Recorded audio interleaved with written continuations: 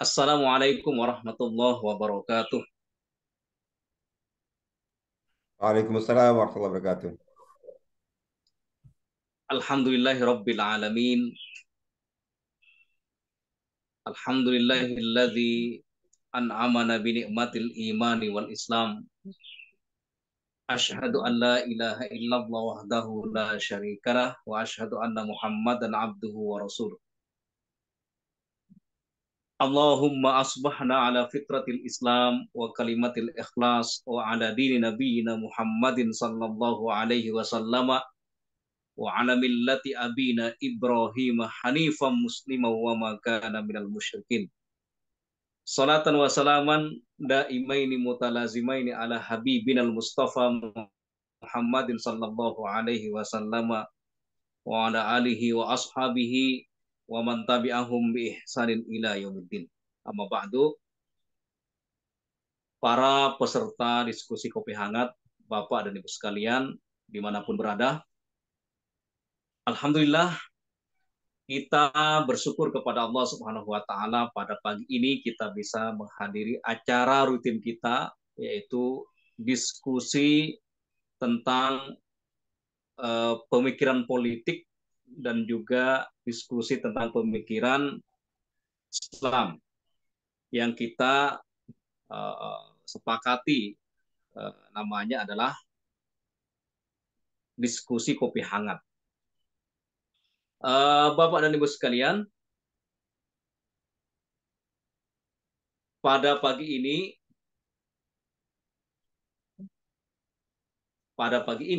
ya, kita akan mengkaji sebuah tema yang penting bagi kita semuanya untuk kalangan para politisi ya, kemudian para pemikir Islam, para aktivis Islam, yaitu apa yang kita kenal dengan Quraisyiyatul Khilafah.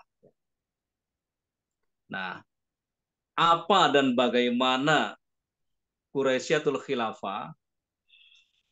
Insya Allah yang akan mengkaji adalah narasumber kita yang sangat berkompeten dalam masalah ini. Beliau adalah Doktor Kandidat ya, Zainuddin Tambuwala LCMA. Beliau adalah alumni Al-Azhar di atau kita kenal dengan master dalam bidang hadis ya. Jadi beliau sangat berkompeten untuk mengkaji tema ini. Tapi Bapak dan Ibu sekalian, seperti biasa saya sebelum memulai acara ini selalu mengingatkan tentang forum diskusi kopi hangat ini adalah forum kajian dan diskusi yang menitik beratkan pada pemikiran dan politik Islam. Forum ini adalah forum lintas gerakan, lintas partai, lintas ormas yang punya tujuan untuk merealisasikan keterbukaan wawasan, perubahan paradigma, serta sekaligus ikut berkontribusi pada upaya-upaya mengakhiri masa transisi umat yang berkepanjangan menuju umat yang dewasa dan matang, sehingga umat Islam yang menjadi mayoritas di negeri ini menjadi kekuatan yang nyata dalam rangka membangun dan memajukan bangsa kita yang besar ini. Bapak dan Ibu sekalian, sebelum kita memulai diskusi, mari kita awali pertemuan ini dengan bacaan Al-Basmalah. Bismillahirrahmanirrahim. Selanjutnya saya persilahkan kepada Dr. Zainuddin Tambuwala untuk presentasi. Silakan Ustaz. Maksimal 30 menit aja. Kita lanjut diskusi. Baik.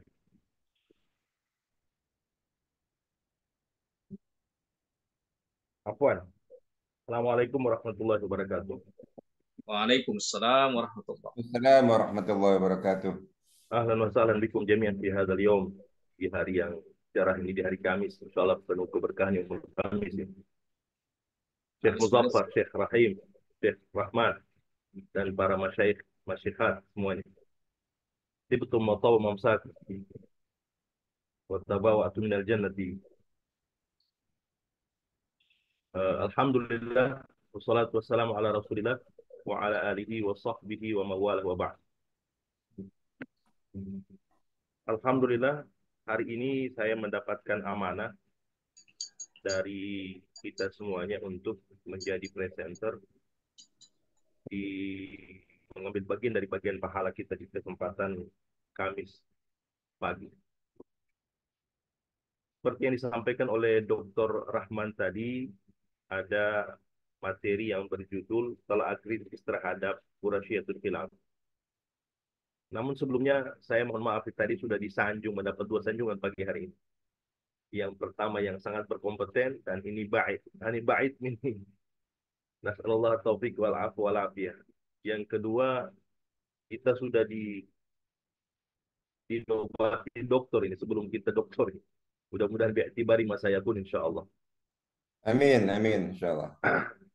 Bapak Ibu, para eh, pejuang di lapangan yang dirahmati Allah Subhanahu wa taala.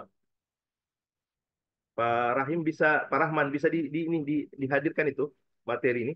Saya sampaikan tadi soal itu. Tolong dibantu saya. Ada saya kirim tadi. Di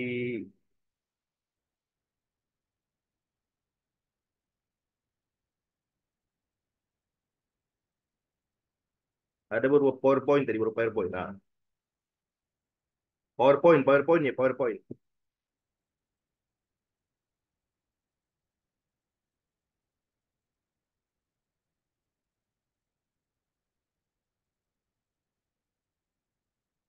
Yang PowerPoint ada, Pak?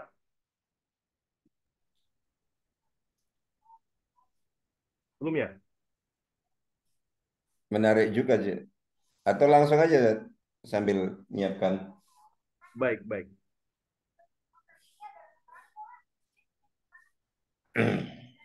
Eh,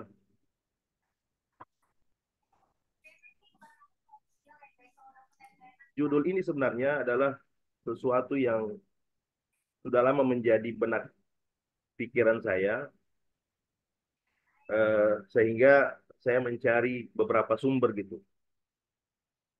Saya baru mendapatkan 4 referensi yang saya sempat baca gitu. Yang pertama punya Abdul Qadir Auda, Syekh Abdul Qadir Auda, Dr. Abdul Qadir Almarhum. Yang kedua Manhaj Islam Asyasi setebal 600-an halaman, itu Manhajul Islam Asyasi karangan Sa'adi Abu Jaid.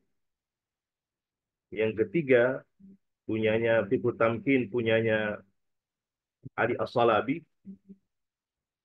Dan yang terakhir ini adalah yang sangat membantu saya dalam memahami materi ini adalah karangan seorang Bahith Yamani, peneliti dari Yaman. Beliau juga banyak meneliti tentang pergerakan Islam gitu, termasuk masalah Zaidiyah. Nah, di kesempatan pagi ini saya ingin mengawali dari masalah ini. eh, saya minta bantu Pak Rahman untuk bukakan file saya ini. Nah, Ini soalnya beda ini ya, saya antum ngirim ke HP ini kan harus disambungkan ke tab dulu ini. Bentar ya. oh Saya gitu. kirim ke Mbak Vinda aja kali ya. Ya, Mbak Vinda Baik. monitor. Ah,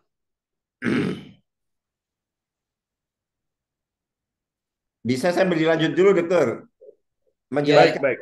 udah ada. Ini mungkin tentang judul itu juga perlu disampaikan, belum semuanya langsung nyambung. Iya, iya. Judulnya dulu. Baik. Ya, judulnya ini ya Quraisyatul Khilafah. Seperti yang saya sampaikan tadi, ini adalah sesuatu yang ya julu fi khatiri, sudah lama gitu. Kenapa ada apa dengan Quraisyatul Khilafah ini? Khilafah atau khalifah harus dari Quraisy. setelah saya buka bukunya Abdul Qadir Alba, ternyata ada di sana ada 10 atau 8 syarat yang kemudian ditambahkan oleh Ali Salabi menjadi 10 syarat untuk pengangkatan seorang khalifah. Dan khalifah di sini adalah Al-Umamatul Uzmah. Artinya kepala negara umat Islam secara keseluruhan gitu.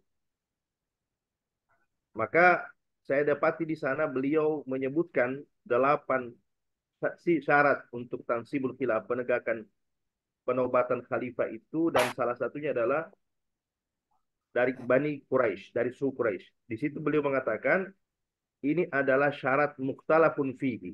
Nah, semakin bikin penasaran. Kenapa ini mukhtalafun fihi?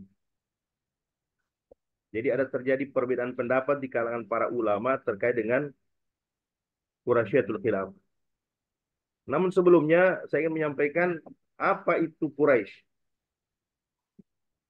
Quraisy itu pertama Imam Ibnu Asyur, sahibut tafsir, beliau mengatakan ini adalah julukan atau lakap Fihr bin Malik bin Nadr bin Kinana.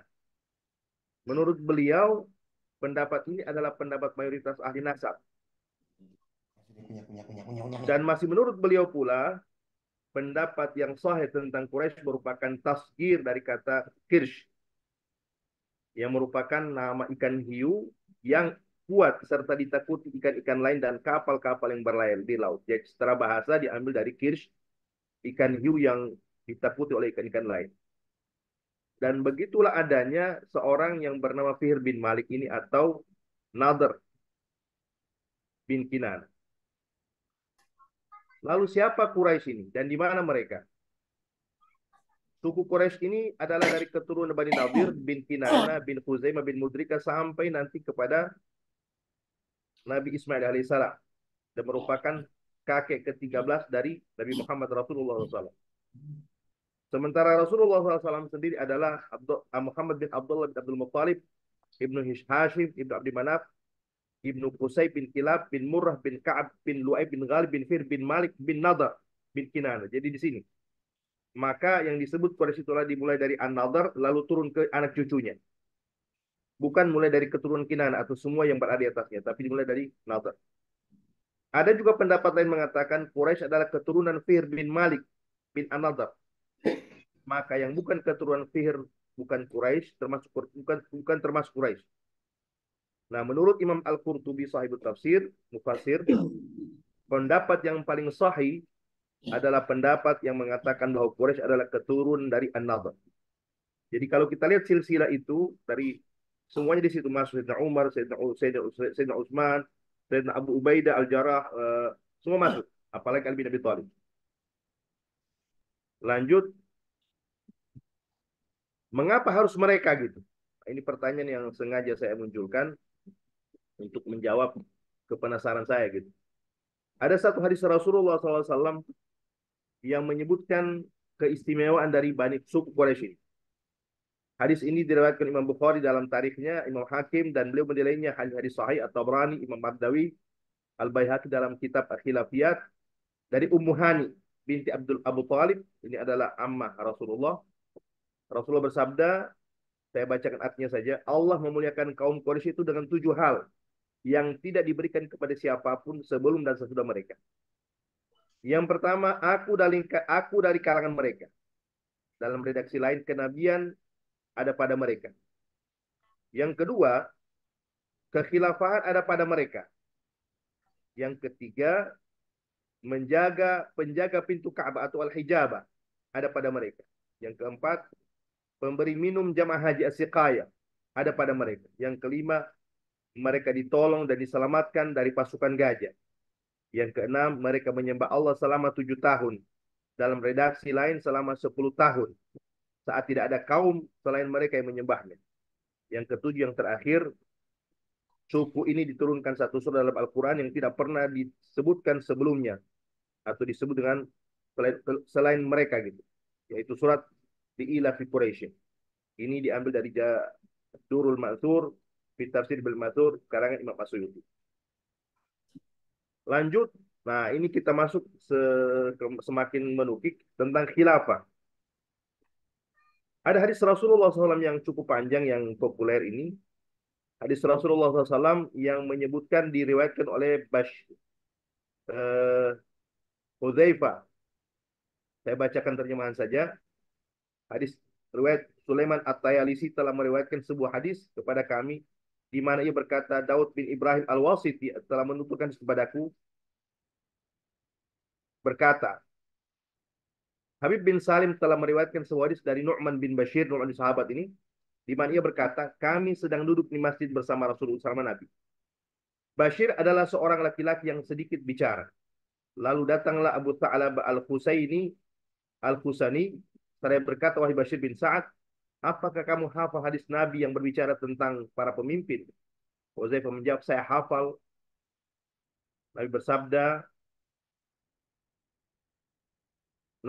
akan datang kepada kalian masa kenabian. Dan atas kehendak Allah masa itu akan datang, kemudian Allah akan menghapusnya jika ia berkehendak. Jika ia berkehendak menghapusnya. Allah setelah itu akan datang masa khilafah, alaman haji nubuah. Dan atas kehendak Allah masa itu datang. Lalu Allah menghapusnya. Jika ia berkehendak menghapusnya. Setelah itu akan datang kepada masa raja menggigit, raja yang zalim, al-adud. Dan atas kehendak Allah masa itu akan datang, lalu Allah menghapusnya jika ia berkehendak menghapusnya. Setelah itu akan datang masa raja diktator pemangsa. Dan atas kehendak Allah masa itu datang, lalu Allah akan menghapusnya jika dia berkehendak menghapusnya. Lalu datanglah masa khilafah al-manhaj nubuwah, setelah itu ya diam. Maksudnya di apa namanya? Rasulullah gitu. Nah, dia cerita ketika Umar bin Abdul Aziz si Nu'man, ya, anaknya Nu'man ini berbicara, ketika Umar bin Abdul menjadi pemimpin khalifah dan Yazid adalah Nu'man. Dan Yazid bin Nu'man Bashir saat itu adalah temannya, aku menulis surat kepadanya hadis ini. Aku ingatkan dia akan hadis ini.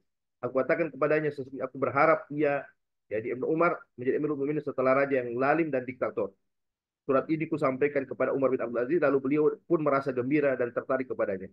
Hadis rawahu Abu Daud At-Tayalisi, Ahmad bin Hambal, dan lafaznya dari Al-Bazar At-Tabrani. Lanjut. Nah, saya langsung masuk ke, nanti minta tolong ke Pak Rahim untuk minta dibukakan di buku yang satunya itu. Saya langsung masuk kesepakatan para ulama atau pendapat para ulama terkait dengan 10 syarat kekhalifahan. Yang pertama Islam, yang kedua adil, yang ketiga balik, yang keempat berakal sehat, yang kelima lelaki, yang keenam memiliki kapabilitas, yang ketujuh sehat jasmani, yang kedelapan berasal dari keturunan Quraisy, yang kesembilan memiliki kemampuan ilmu untuk berijtihad, yang kesepuluh memiliki kemampuan strategi perang dan proses damai. Nah, ternyata pada syarat khusus yang nomor 8 itu, yaitu tentang syarat keturunan Quraisy, terjadi perdebatan seru di antara para ulama. Dan ini perdebatan yang luar biasa di antara mereka. Bahkan sampai detik ini pun eh, di ini Pak, di halaman 62. Bisa dibuka Pak, Pak Rahman? Ya benar, Buku-buku benar, tadi. benar. Kalau Yang buku dari ya, buku, Ustaz. Ya, bukunya. Ustadz Abdurrahim aja. Fadol Ustadz, yang halaman Nah, buku ini adalah buku yang terbit di tahun 2003. Menurut saya buku yang terbaru dalam di babnya ini tentang Quraisyatul Khilaf.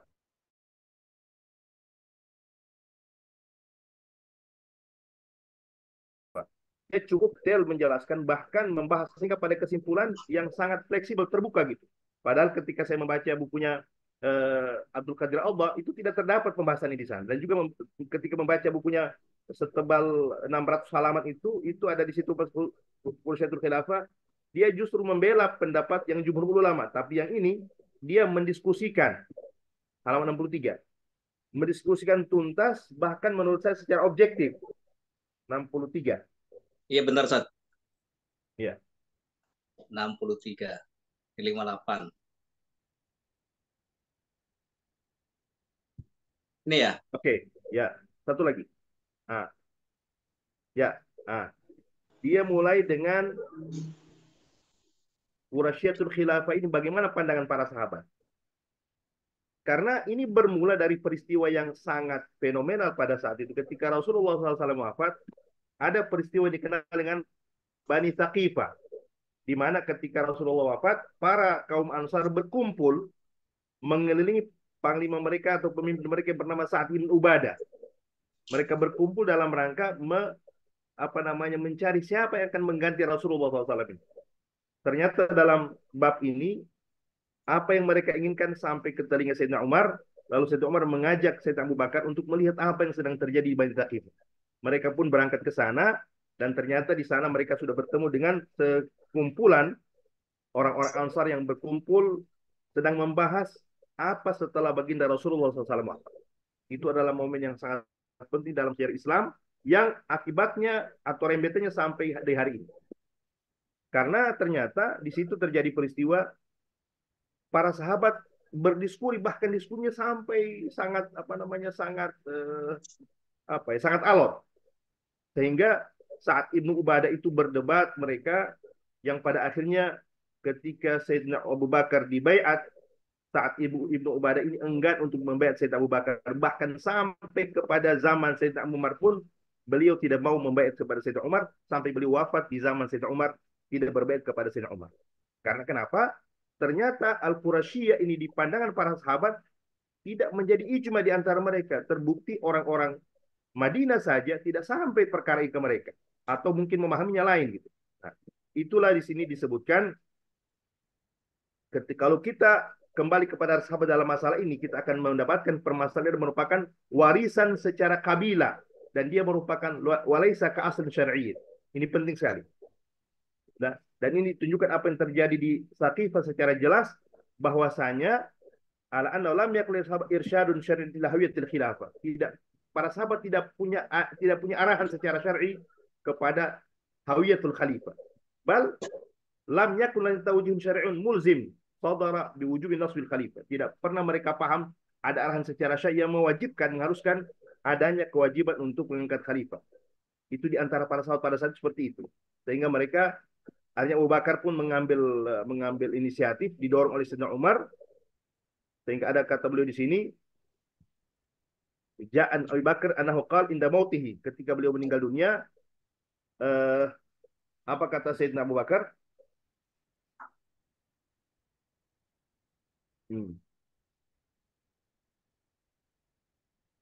Beliau bilang, maaf.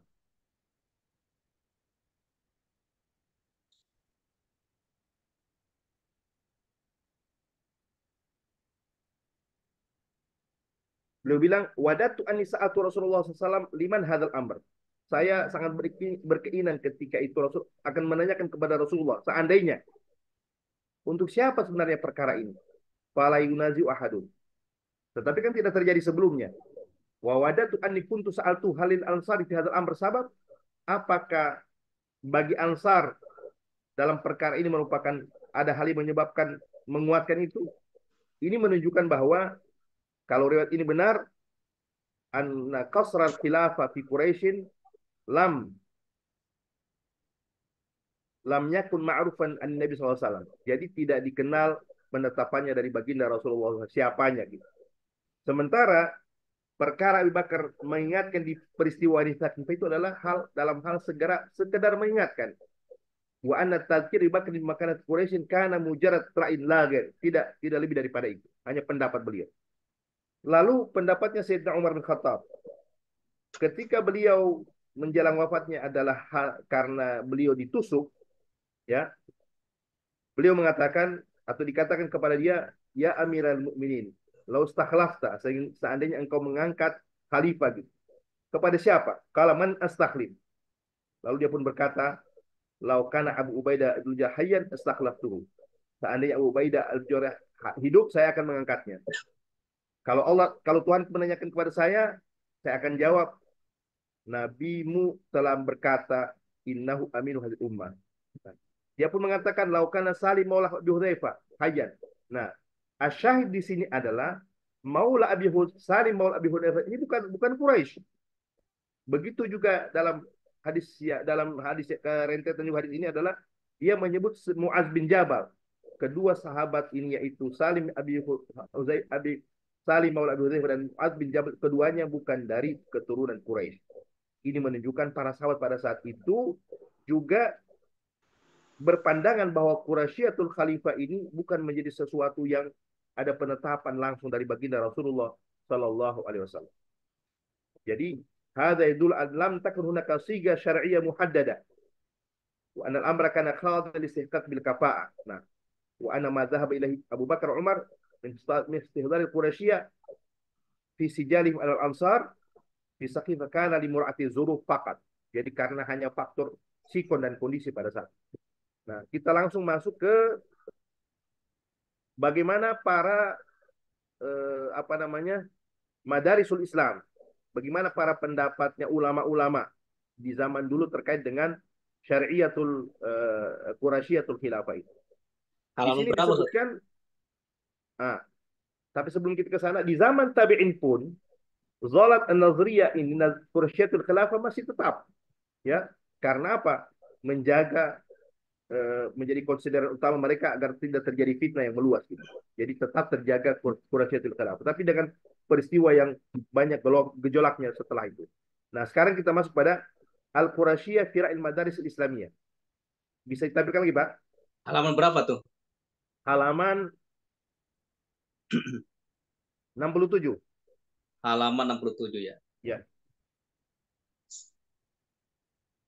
Di sini akan ditampilkan pandangan dari madrasah Islam berupa Ahlus Sunnah, kemudian Mu'tazilah dan Khawarij, serta Syiah.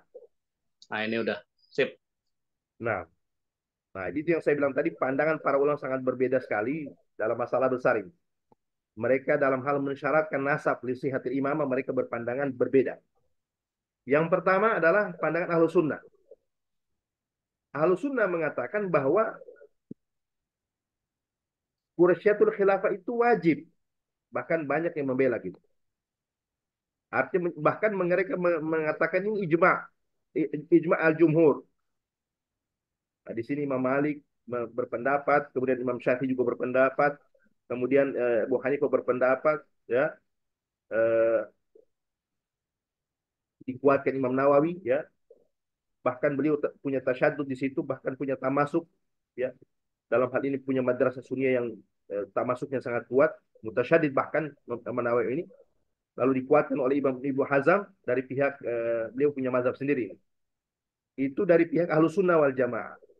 Kemudian madrasah lain di Islam adalah madrasahnya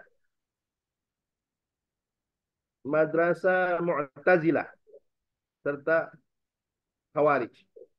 Kalau mereka di sini lebih fleksibel. Mereka mengatakan bahwasanya Quraisyatul Khilafah itu mereka nafikan. Semuanya terbuka untuk siapapun gitu. Itu pendapatnya Mu'tazilah. Al-Aqsar Tafa'ulan Ma'asidlal Mantiki di halaman 71, Pak. Baik. Nah, itu Mu'tazilah. Itu mereka lebih fleksibel, bahkan menolak sekian hadis yang dikatakan sahih oleh pendapatnya jumhur. Kemudian yang terakhir Syiah. Nah, ini Syiah juga ternyata Syiah tidak satu warna. Syiah halaman 72 itu mereka dari sekian firak mereka, kelompok mereka, Imam Ithna Asyari, Imam 12 itu mereka mengatakan justru lebih mempersempit. Khilafah itu hanya pada 12 dari Quraisy, yaitu min Abdul Husain bin Ali Husain bin Ali saja. Nah, ada Syiah yang lain, Syiah Ismailiyah misalnya, lebih ini lagi, mereka ambil hanya dari jalur Ismail, ya, anak daripada Ja'far. Jadi mereka perkecil lagi. Nah, kalau di Zaidiyah lain lagi. Ini Syiah juga yang mereka Al-Hasan wal Husain. Jadi Quraisy iya, tapi fokus pada Hasan wal Husain. Bahkan di dalam buku ini juga ada lagi yang lebih kecil lagi, hanya mengkhususkan di jalur Fatimah. Fatimah istri daripada Imam Ali radhiyallahu anhu. Jadi Bapak Ibu yang dirahmati Allah, nah sekarang bagaimana pendapatnya orang-orang yang al-mu'asirin? Nah ini menarik. Halaman 73. Sip, siap. Pendapatnya para mu'asirin ini ada dua pendapat ulama besar. Yang pertama adalah Syekh Rashid Ridha, ya. Tapi Syekh Rashid Ridha ini cenderung menguatkan ijma'. Ijma'. Jadi kalau Syekh Rashid Ridha amal ijma' al syariat Quraisyah faqad thabata bi naqli wal aqd. Jadi Syekh Rashid Ridha adalah pendukung mazhabnya Ahlussunnah wal Jamaah. Itu Syekh Muhammad Rashid Ridha. Sementara ada Tayar Al-Mutaharrir. Dia tidak atau mereka menganggap perkara Quraisyatul Khalifah adalah perkara maurus al-madhabi. Dia merupakan tidak perlu kita teruskan kata beliau ini. Beliau adalah Syekh Muhammad Abu Zahra. Ini ulama besar di Mesir ini, ya. Wa huwa mimman arada an-nazari al-Quraisyah. Beliau ini kalau di Al-Azhar itu beliau salah satu apa namanya? Ada perkuliahan di sana itu ada gedung-gedung perkuliahan dinamai nama-nama ulama. Nah, salah satu gedung itu adalah Qa'a Imam Muhammad Abu Zahra. Nah, beliau ini pengarang buku Al-Hadits wal Muhaditsun, ya, banyak ya. Ya, juga usul fikih kalau nggak salah saya. Dia memunakasyakan dalil tentang nusus atau nusus yang bercerita tentang Quraisyatul Khalifah. Sampai beliau pada kesimpulan yang menarik ini. Beliau bilang begini. La tadullu dalalatan qat'iyatan ala anna al-imamata yajib an takuna min Quraisy. Jadi tidak ada dalil qat'i yang menunjukkan bahwa imam itu wajib dari Quraisy. Wa anna imamata ghairihim la takunu khilafah nubuwah, atau sehingga sebaliknya imamah dari selain mereka tidak punya khilafah nubuwah. Nah, ini beliau berpendapat sangat tegas begini. Jadi dia mengatakan tidak ada dalil, meskipun ada dalil tapi tidak menunjukkan dalil qat'i bahwa imam itu wajib dari Quraisy. Jadi ini bukan orang abal-abal. Seorang Imam Muhammad Abu Zahra ini luar biasa kalau di Al-Azhar. Seperti yang saya sampaikan tadi, dia di kalangan para ulama Sunni Al-Azhar itu dia sangat menjadi semacam pegangan gitu. Bahkan dia bilang, wa yara annaha ala fardi wurudiha fi syarih al-Qur'an la tatajul ahli amri. Kalaupun itu kita terima, tidak lebih dari dua hal. Fa im takun at-talab al-afdaliyah la tabasihah. Jadi hanya sebatas al-afdaliyah, mana yang lebih utama, bukan syarat sahnya. Jadi syarat kesempurnaan. Ya. Li'annahu rawa fi sahih an Abi Dzar qala inna khalili awsan an asma'a wa ati wa in walla alaikum Abdul Habasyun mujadda'ul an. Ini ya hadis yang diriwayatkan dari baginda Rasulullah SAW sampai kepada ada hamba saya dari Habasyi pun kalaupun dia diangkat sebagai khalifah kita patut untuk mentaatinya. Nah, itu beliau punya apa namanya? Dia punya pandangan ini luar biasa menurut saya sehingga buku ini bagus untuk kita kaji gitu. Dan seperti yang saya bilang tadi, saya lihat cari di Google buku-buku yang bicara tentang Quraisyatul Khalifah baru ini yang terbaru di tahun 2003.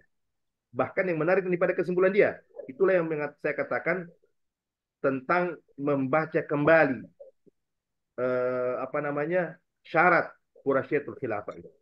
Jadi beliau ini tadi bertolak belakang dengan pendapat ulama sebelumnya yang juga mendukung penuh ijma para sahabat.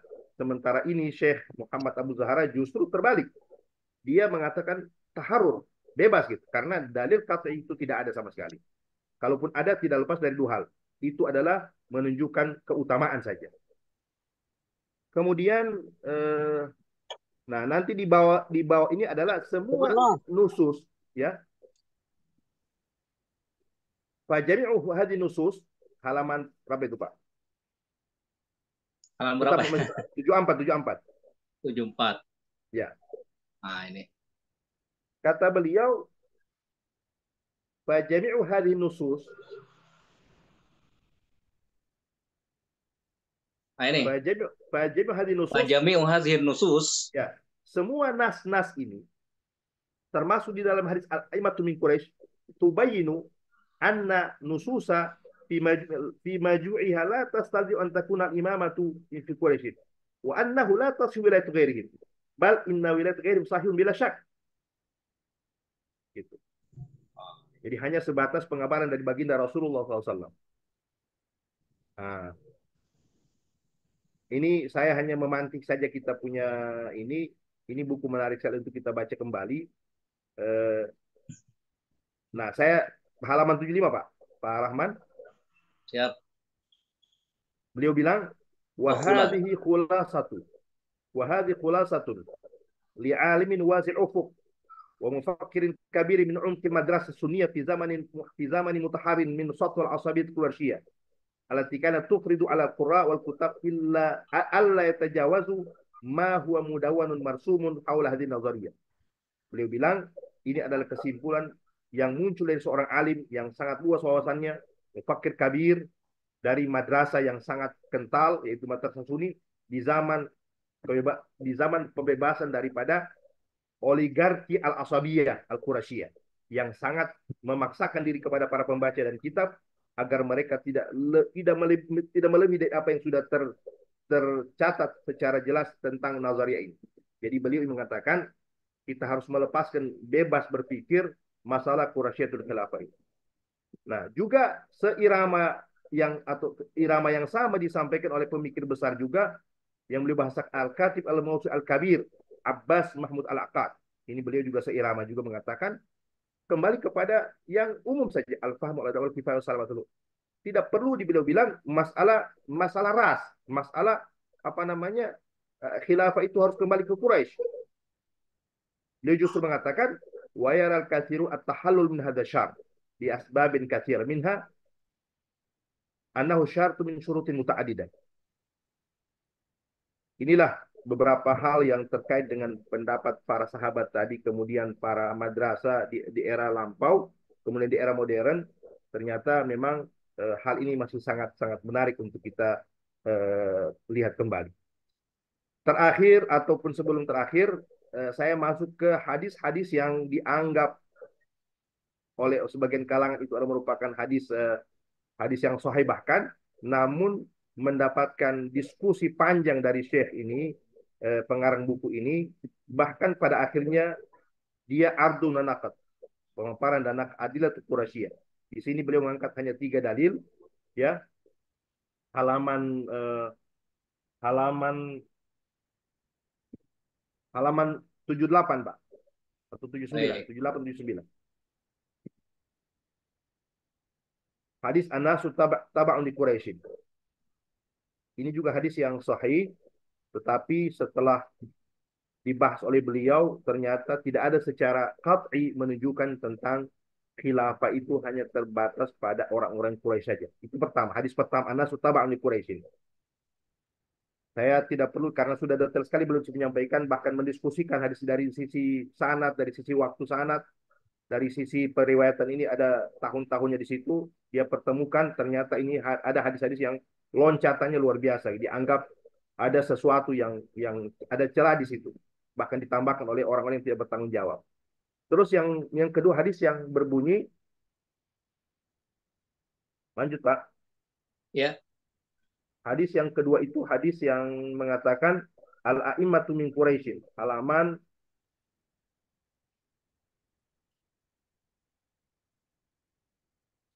Halaman berapa ya? Ini udah 83 nih. ya sama sambil Terus. nyari. Terus. Itu saya sudah baca detail itu diskusi yang menarik sekali itu membahas tadi hadis yang di atas itu. Nah ini. Ah, ini satu. La yazalu La yazal hadzal hadzal amru. amru fi Quraisy. Ini juga menarik. Di sini dibahas tentang al-amru itu. Apakah amru itu sudah paten al-khilafah? Ternyata masih sangat apa namanya? Dinamis gitu. Gitu. Itu menarik sekali bahasanya di situ. Nah, terus yang terakhir hadis yang bicara tentang ini kan la yazal hadzal amru fi Quraisy. Apa al-amru ini apa? Al-amru itu secara qat'i khalifah atau ternyata bukan sebatas khalifah saja, jadi masih luas. Ini menarik di situ. Terus hadis yang ketiga adalah hadis al-aimatu min Quraisy. Jadi beliau hanya mengangkat 3 hadis karena menurut beliau hadis-hadis yang lain itu adalah berpijak dari hadis-hadis yang ada 3 hadis ini. Nah ini. Nah, Al al-aimatu min Quraisy. Ini juga al-aimatu apakah al-imam itu adalah al-imam khalifah atau gimana? Jadi dibahas detail di sini. Nah, saya sangat menarik sekali membaca buku ini, dan mudah-mudahan ketika kita ini merupakan apa namanya, kalau bagi saya mendapatkan amunisi bagus bagi saya dalam hal memahami Quraisyatul Khalifah ini. Akhirnya sampai pada kesimpulan terakhir. Mau di ini, Ya. di-share juga kesimpulannya. Ada masuk Mas Mandu? Gimana? Ada saya kirim tadi kalau nggak salah. Kalau dikirim ke Ustaz Di, Abdurrahim. di chat sudah kita kirim di chat yang apa? Berarti Word, saya tutup dulu nih ya. ya, di Word sudah kita share. Coba Dokter Abdurrahim di-share biar baca yang lain. Monggo, tafadhol Dokter Oke. Abdurrahim.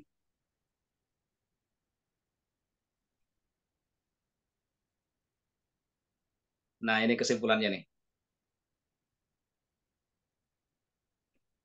Sudah, tafadhol Dokter Zain. Ya, kesimpulannya. Kesimpulannya ini dari kesimpulan penulis ini, dan saya sepakat dengan kesimpulan beliau. Tadinya terus terang ketika saya membaca punya Syekh Abdul Qadir Auda, saya masih bersama Jumhur. Lalu membaca satu manhaj Islam Siasi juga dia menguatkan Jumhur. Setelah membaca buku ini saya beralih kepada taharur dalam hal membaca ulang kesimpulan tentang Quraisyatul Khilafah ini.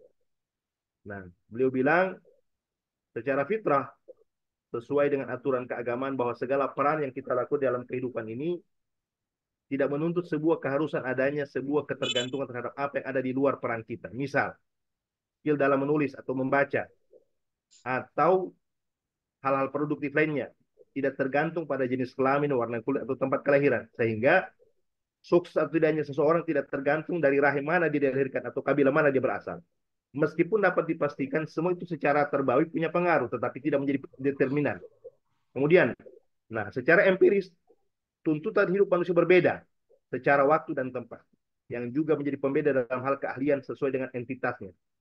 Demikian pula dalam hal urusan politik, agama Islam tidak mengharuskan satu model atau tipe sistem politik tertentu, melainkan agama mengajak untuk mewujudkan pembentukan sistem yang menegakkan keadilan jauh dari kecobakan kesejahteraan.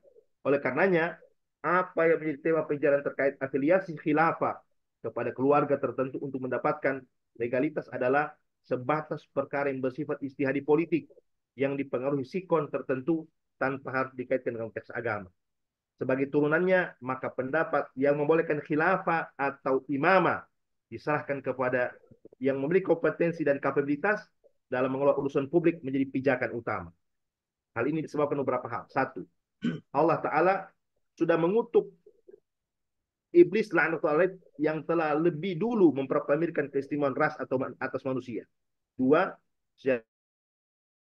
seorang khalifah ada dua jenis. Pertama, syarat sahnya menjadi seorang khalifah yaitu Islam, balik dan sebagainya itu.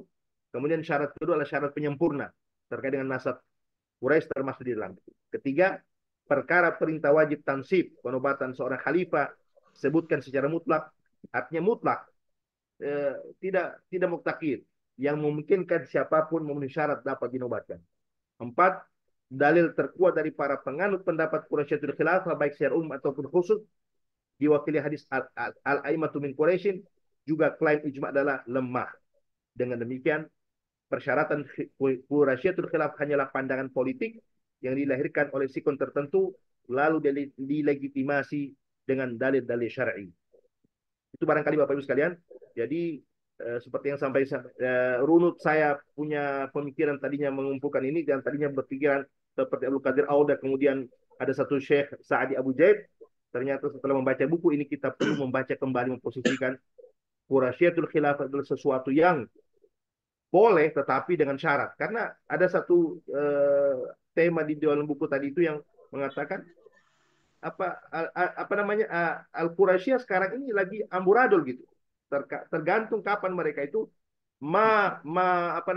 mastaqamu seperti itu.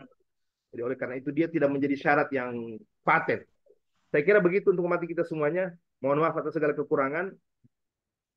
Mudah-mudahan pada pagi hari kita mendapatkan keberkahan dari segala ilmu yang ada pada kita semuanya insyaallah. Hadanallahu wa iyyakum ajma'in. Afwan, wallahul musta'an. Wassalamualaikum warahmatullahi wabarakatuh.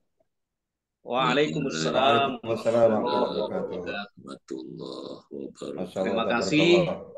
Ya, terima kasih luar biasa Dr. Zainuddin atas presentasi. Lisa Dokter ya Am. Lisa.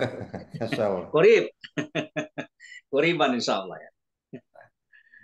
Mubarak. Terima kasih Ustaz Zainuddin atas pemaparan yang luar biasa ya tentang apa namanya Quraisyatul Khilafah. Apakah menjadi pemimpin itu harus dari nasab Quraisy ya. Ini sebenarnya sudah dijelaskan tadi, terjadi berbagai macam perdebatan ya di kalangan para ulama, baik itu madrasah-madrasah klasik atau madrasah kontemporer ya, itu ada khilafiyah.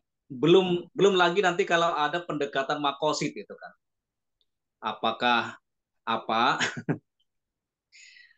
tentang syarat dari Quraisy itu apakah itu tasyri' atau keputusan politik gitu kan.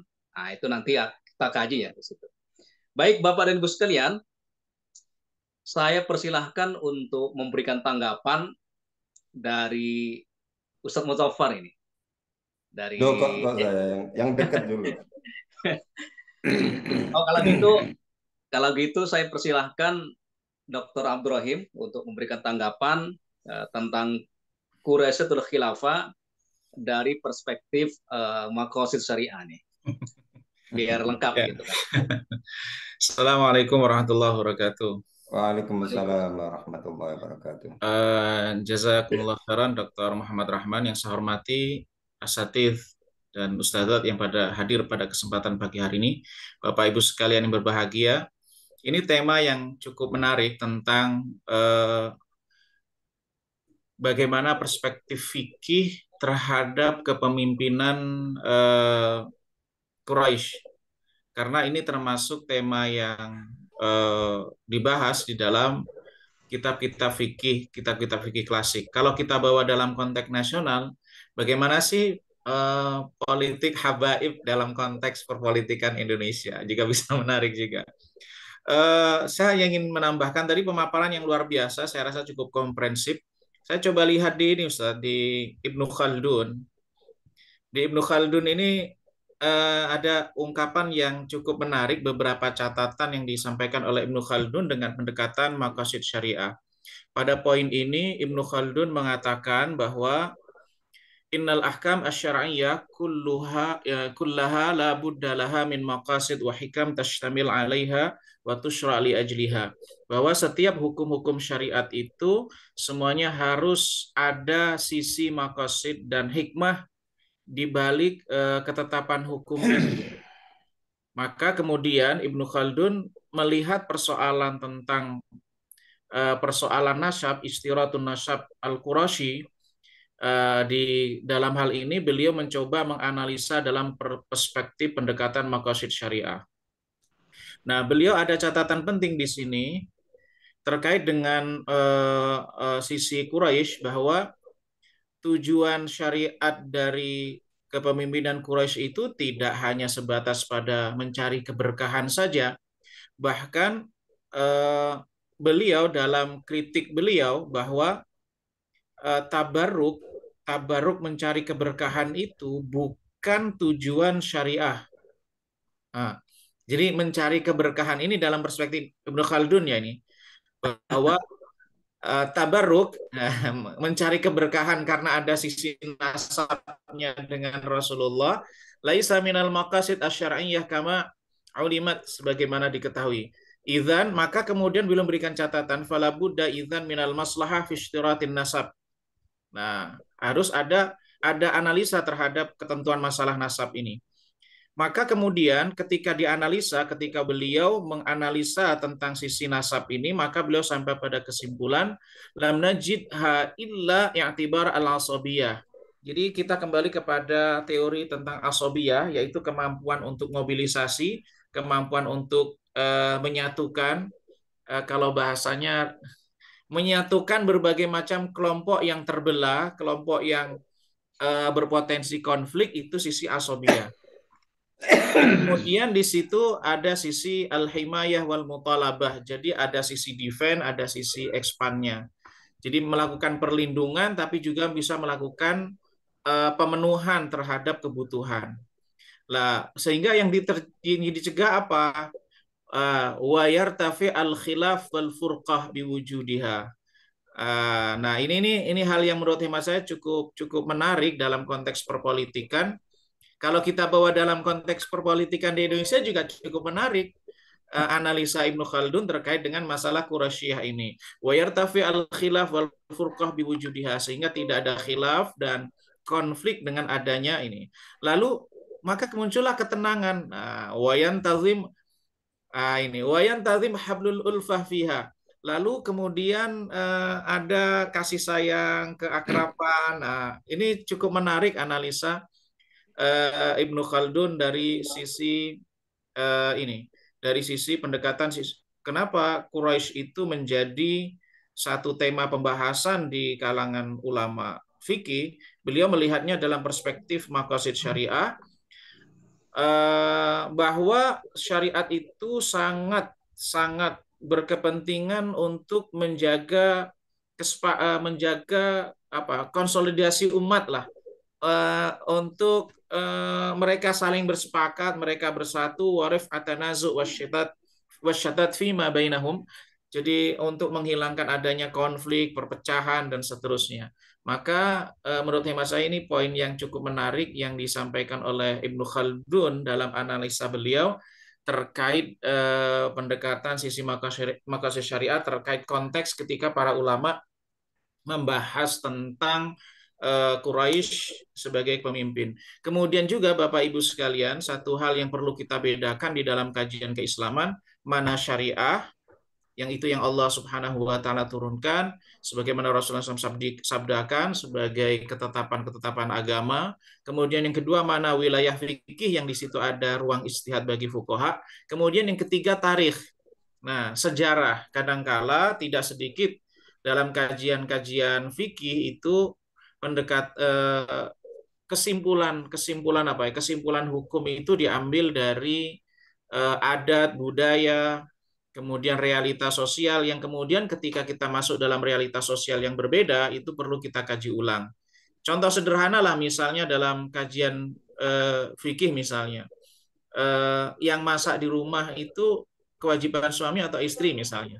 Itu kan dinamika fikihnya cukup unik. Tapi kalau kemudian kita cari jalan tengahnya, pandangan-pandangan terkait soal itu dikembalikan kepada adat istiadat yang berlaku pada ruang, tempat, dan waktu tertentu. Maka begitu juga dalam konteks politik ini, maka perlu kita lihat juga situasi, ruang, kondisi, dan waktu. Begitu juga di sisi yang lain, fikih politik itu termasuk bab muamalat. Maka kalau bab muamalat ya kita lihat dari sisi substansinya apa, tujuannya apa. Mungkin itu Ustaz Rahman yang dapat saya sampaikan. Tadi saya lihat di buku yang disampaikan Ustaz Zain tadi juga sudah ada satu pandangan Ibnu Khaldun. Kita coba tambahkan dari analisa beliau dari sisi maqasid. Wallahu a'lam bishawab. Jazakumullah khairan. Barakallahu fikum. Barakallahu fiik. Masya Allah, luar biasa. Allah. Tanggapan dari Dr. Abdurrahim. Beliau mengutip pandangan tentang kepemimpinan Quraisy itu ya. Baik. Selanjutnya saya persilahkan ke siapa? Sepertinya ada Ustadz Muhid ya tadi ya. Ustadz Muhid hadir? Kalau Ustadz Muhid, monggo. Analisa politik Jawa. Ustadz Muhid, saya persilahkan untuk berbicara. Sepatah dua kata. Quraisynya Indonesia siapa, Ustaz? Hah? Quraisynya Indonesia siapa itu? Quraisy Shihab. Udah ada Quraisy Shihab itu. Yang lain aja.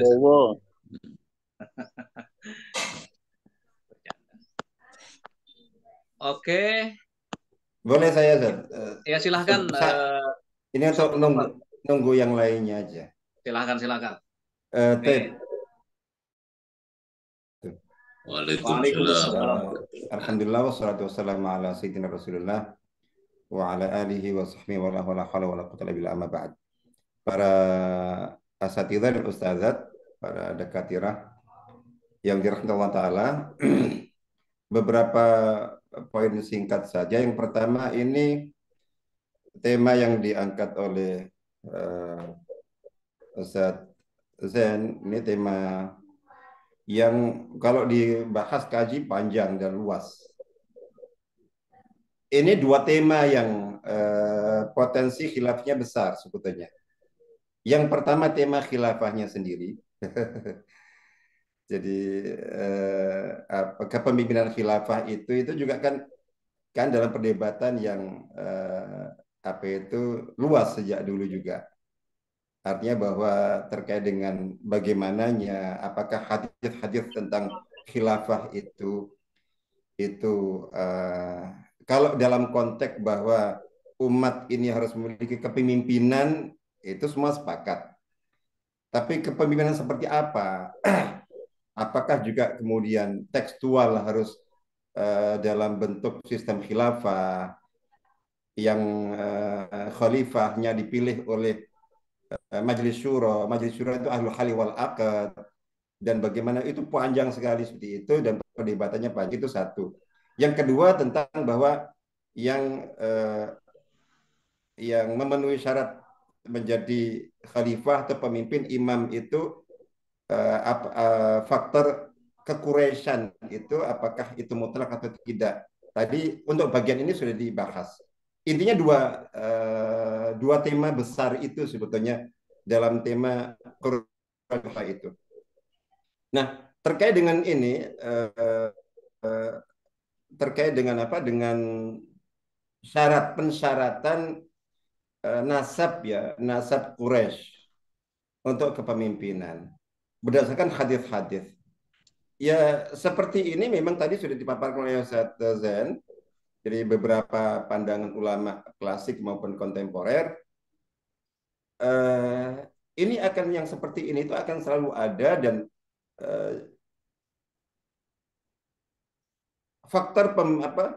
faktor yang menyebabkan perbedaan itu yang paling inti adalah itu antara baina al-fahmi al-harfi al-zahiri. Jadi antara yang memahami secara an-nasi tekstual, harfiah,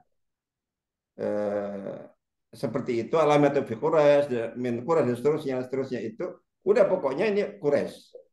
Dan kemudian diperlakukan seperti itu. Ya, ini rata-rata tanpa mengindahkan faktor maqasid, hikmah yang tadi dikutip oleh Dr. Abdul Rahim dari Ibnu Khaldun. Saya kira sudah sangat pas sekali tadi beliau menyimpulkan. Nah, beliau mewakili ittijah atau mazhab kedua dalam memahami nas itu selalu, yaitu al-fahmu, saya menyebutkannya sebagai al-ittijah al-lubabi al-maqasidi. Jadi dalam pemahaman itu orientasinya itu adalah kelubab, ke substansi dan maqasid tujuannya, bukan pada harfiahnya, bukan pada itu. Nah, kalau itu sudah diwakili oleh Ibnu Khaldun tadi yang dikutip oleh beliau, bahwa esensi dari penyebutan Quraisy itu ada pada al-asabiyah. Jadi asabiyah dalam konteks kepemimpinan di sini itu adalah di situ ada kemampuan himayah dan mutalabah. Jadi siapa kelompok pemimpin dari klan mana, dari suku mana yang secara real pada saat itu dia memiliki kemampuan lebih daripada yang lainnya untuk memberikan perlindungan dan untuk juga menuntut untuk menjadi khalifah. Masyarakat pada umumnya itu tahu bahwa dia yang lebih layak. Dengan dia dijadikan sebagai pemimpin itu tadi yartafi'ul khilaf wal furqah. Jadi gitu. Kemudian ta'udu al-ulfatu wal wahdatu. Artinya bahwa siapa pemimpin yang paling layak adalah yang memiliki kemampuan untuk melindungi, yang ketika dia menuntut kepemimpinan itu memang mayoritas masyarakat itu melihat memang dia paling layak, paling mampu. Dibuktikan ketika dia yang terpilih, maka paling lebih berpotensi untuk hilangnya perselisihan, kemudian hilangnya perpecahan, dan kemudian kembali kerukunan, kesatuan itu terjadi. Nah itu. Nah pada saat itu secara real memang, dan ini juga diakui oleh jadi ini kan hadis ini pertama kali dibacakan oleh Sayyidina Abu Bakar di Saqifah Bani Sa'idah itu ketika berselisih dengan sahabat Ansor yang mereka nyaris memutuskan dan mengangkat Sa'ad bin Ubadah untuk menjadi khalifah. Jadi itu. Padahal saat itu beliau sedang sakit, dibopong gitu, ditandu, datang ke forum itu, jadi gitu. Itu karena sudah kesepakatan dan kalau kita mengikuti pola pikir logika Al-Ansar sangat kuat sekali. Mereka adalah ashabul ard, mereka adalah asli pemilik negeri Madinah. Jadi kita bahwa mereka Ansar. Kemenangan Islam peran mereka tidak diragukan sama sekali. Jadi bumi mereka gitu. Tapi ketika kemudian mereka memahaminya dalam konteks Ansor di Madinah. Ketika kemudian Sayyidina Abu Bakar membacakan Al-A'immatu min Quraisy, ini kepemimpinan yang mendatang ini bukan hanya di Madinah. Ini di Jazirah Arab. Nah, begitu di Jazirah Arab mereka langsung sadar diri. Oh betul, itu bukan tempat kami kalau ini. Semua mengakui bahwa memang Quraisy, meskipun juga dalam perdebatan yang sangat keras waktu itu, ada yang berpandangan minna amir wa minkum amir. Ya sudah, amirnya dua. Ada dari Muhajirin, ada dari Ansar. Intinya perdebatan itu, tapi intinya adalah kalau pada saat itu memang siapapun di Jazirah Arab, dari Mekah, Madinah, Taif sampai Yaman, itu semua sepakat siapa imam atau pemimpin yang ketika dia jadi itu paling berpotensi untuk ditundui, untuk dipatuhi oleh itu memang Quraisy, pemilik Ka'bah.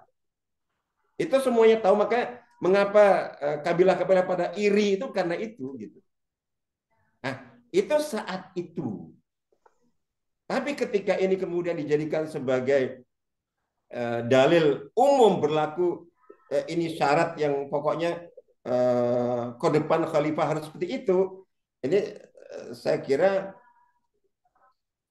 ketika kita mencoba untuk memadukan pola pemahaman tekstual dengan kontekstual seperti ini, dan kita bawa ke ranah implementasi, kalau perdebatan kalangan ilmuwan, penulis kitab, dalam diskusi lepas teoritis itu ya nggak akan ada ujungnya. Tapi kalau ini arahnya untuk implementasi, itu saya kira salah satu faisal ya, salah satu faktor pentarjih murajihnya itu adalah fakta kehidupan. Jadi sekarang ini kan setelah Khulafaur Rasyidin sepakat semuanya mereka khalifah. Oke, mereka Quraisy. Terus berlanjut kan? Mungkin dalam konteks dalam konteks Bani Umayyah, Bani Abbasiyah, oke. Ya, mereka masih kan. Tapi kan dalam sejarah umat Islam itu secara faktual bahwa yang pernah memimpin negeri ini berganti-ganti dinasti itu dan terakhir ditutup dengan Turki Utsmani, di mana para ulama juga menyematkan label atau jabatan khalifah untuk pemimpinnya, itu real bahwa tidak semuanya jadi Quraisy. Pertanyaannya adalah apakah mereka yang dikenal sebagai khilafah, kepemimpinannya dan khalifah itu kalau yang jelas tidak memenuhi syarat nasab Quraisy itu sah atau tidak? Nah, itu kan pertanyaan jadi akhirnya ke sana. Jadi artinya ketika ternyata ternyata para ulama mengakui dan secara fakta ini Itu kalau dari sisi syarat ini, syarat nasab kekuresan.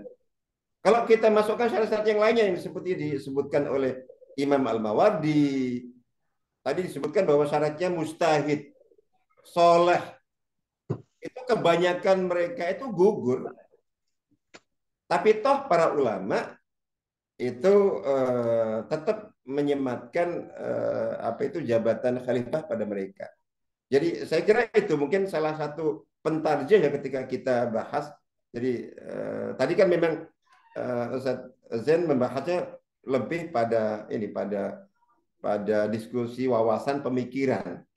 Tapi ketika kita bawa kepada konteks realnya, ya termasuk dalam konteks Indonesia, tadi saya kira beliau akan membawa ke konteks Indonesia. Jadi Quraisynya Indonesia itu siapa dalam konteks pemilihan sekarang? Itu yang paling relevan ya. Jadi yang paling relevan memang itu memang pandangan Ibnu Khaldun. Jadi siapa sahibul asabiyah dengan makna bahwa dialah yang memiliki kemampuan al-qudrah alal himayah wal mutalabah, yang dengan ini ketika itu yartafiul khilaf wal furqah, kemudian ta'udul ulfah, intinya adalah penyatu dan pemersatu, dan siapa yang dianggap paling mungkin. Jadi saya kira itu ditambah lagi begini. Jadi memang syarat kalau dalam konteks nasab dan bangsa itu secara logika memang tidak masuk akal kalau itu jadi kalau itu dimutlakkan itu salah satu sumber fitnah terbesar dalam kehidupan. Jadi GR. Contoh realnya itu ada gini. Oke, pada saat itu Quraisy memang memimpin. Ketika Quraisy tampil semua sami'na wa ata'na. Jadi gitu ya. Pada saat itu. Tapi mungkin begitu tahap-tahap berikutnya, apalagi seperti Syiah ya, yang membatasi hanya pada zuriat Ali, bahkan disempitkan zuriat Husain. Terus disempitkan dalam 12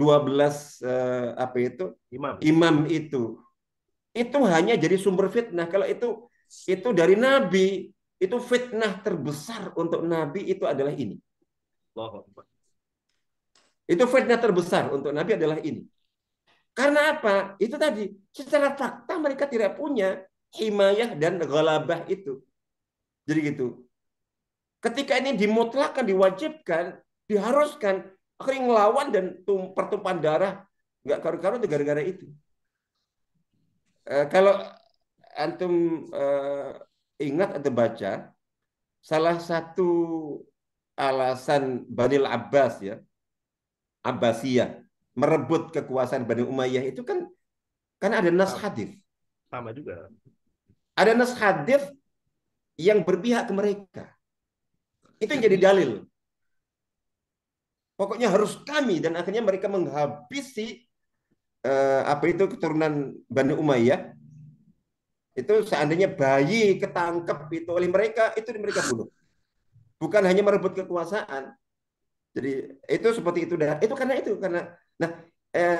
memang ini kepemimpinan itu memang sepanjang sejarah umat manusia merupakan faktor penyebab fitnah terdahsyat. Tidak ada yang melebihinya. Nah, itu makanya kemudian syarat-syarat yang menyempitkan, yang paling jauh untuk diimplementasikan itu memang tidak tepat. Dan saya terus terang, saya termasuk yang sangat tidak percaya kalau misalnya kok Nabi itu bersabda tentang itu kemudian arahnya ke sana. Itu jadi memang pendekatan maqasid itu real seperti itu. Jadi insya Allah itu jadi kayak masing-masing merasa punya hak, masya Allah, itu ngeri. Saya kira itu mungkin secara gambaran umum. Jika ya mungkin konteksnya kemudian seperti Ya kayak contoh siapa yang pada zaman apa jenderal siapa yang waktu itu ketika yang dari Sumatera Batak yang ketika mau di apa angkat sebagai pengganti Soekarno terus enggak bisa saya. Nasution bukan? Enggak ada yang lainnya. Ya. Simanjuta atau siapa gitu. Sution. Itu waktu itu kan gitu kan. Itu enggak, bukan saya. Enggak bisa. Harus Jawa. Ya itu implementasi itu. Nah, apakah memang Jawa terus tetap berlaku? Ya, itu bab lain ya. Tapi intinya adalah ada konteks seperti itu. Karena memang tadi jadi aneh bahwa poin Kasatnya intinya itu Simanjuntak adalah udah. yaitu siapa. Jadi siapa yang memang memiliki kemampuan himayah, terus kemudian Kontrol. punya hak yang diakui, memang paling pantas untuk muthalabah dan ketika itu terjadi itu memang terjadi tadi ya irtifaul khilaf wal furqah.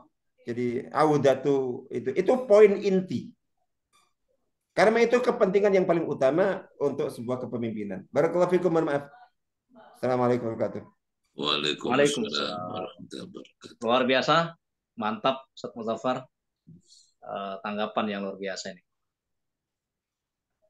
Ustadz Zen, sebelum Ustadz memberikan tanggapan, saya minta satu lagi untuk Ya, berbicara ya. Dr. Muhid. Saya Muhid, tafadhol. Ini Dr. Sita. saya Muhid. Nyari-nyari Kiai Fatoni kok nggak ada. Karena Kuresnya forum ini kan Kiai Fatoni. Abu Ubaidah. Assalamualaikum warahmatullahi wabarakatuh. Waalaikumsalam warahmatullahi wabarakatuh. Alhamdulillah wassalatu wassalamu abadu. Alhamdulillah bahagia sekali mendengarkan dari Bapak dan Ustadz Zen, Allah. paparan dari Ustadz Abdul Rahim dan Ustadz Tudofar. Nah kalau Anda punya tanggapan Anda ini kan madhabnya madhab fikih yang muyasar. Muyasar.